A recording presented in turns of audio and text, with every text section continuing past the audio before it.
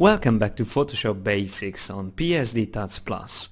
I'm Martin Perhiniak, and in this tutorial we are going to talk about color correction and setting the accurate white balance for images. I will show you how to use automatic adjustments with the curves adjustment layer, and then I will also show you how to make manual corrections. So for this image, to set the accurate white balance or accurate colors, I'm going to choose the curves adjustment layer, and from this panel I will choose the gray eyedropper tool to set the gray point on the image. And because I know that this box, the master collection for CS5, it's a gray color, I will click on this and that will turn my image into its proper colors. So now we can turn on and off this curves adjustment to see before and see after. And what happens in the background is that Photoshop changes the intensity of the color channels separately.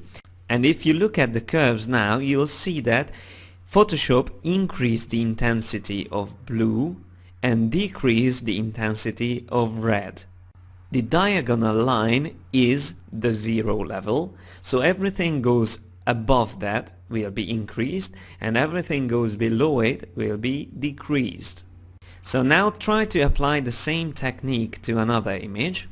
I open this image and I will use the curves adjustment. Now instead of using the gray eyedropper, I will use the white eyedropper, because I know that some of the stripes here should be white. So I click on them to set them as white points on the image, and according to that change I can quickly correct all the colors on the whole image. We can also do this manually if we reset the adjustment layer by clicking on this arrow.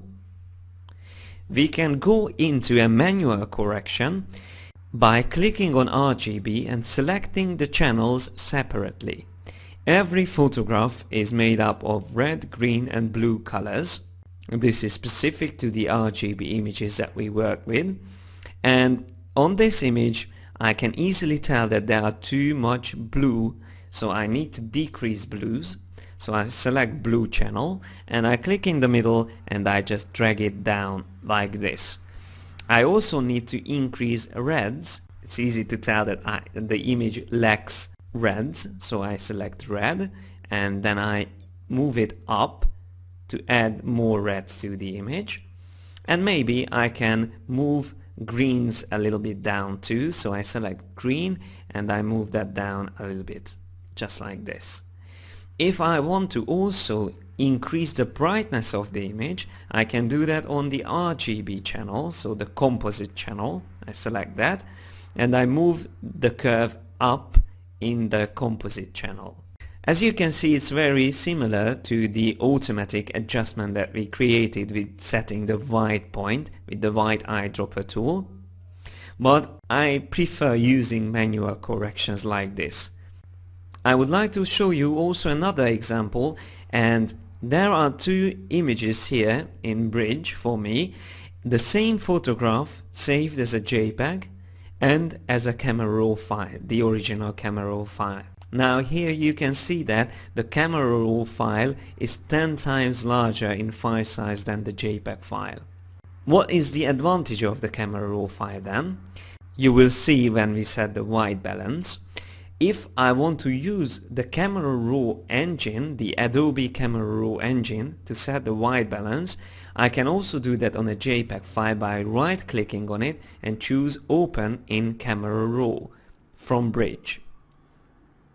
Then I will get this option where I also have an eyedropper, this one here on the top, white balance tool, and with this I just click on the background where I have white colors.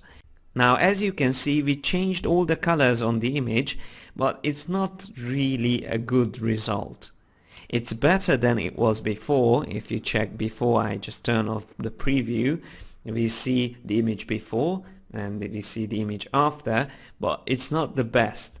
Let's do the same with the camera raw file. I go back to Bridge and I double click on this camera raw file,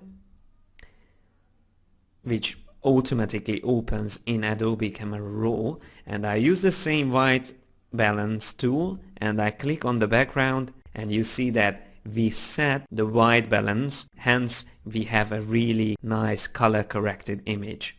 So again, another great advantage of using camera raw files is that we have much more control over setting the accurate white balance than with JPEG files.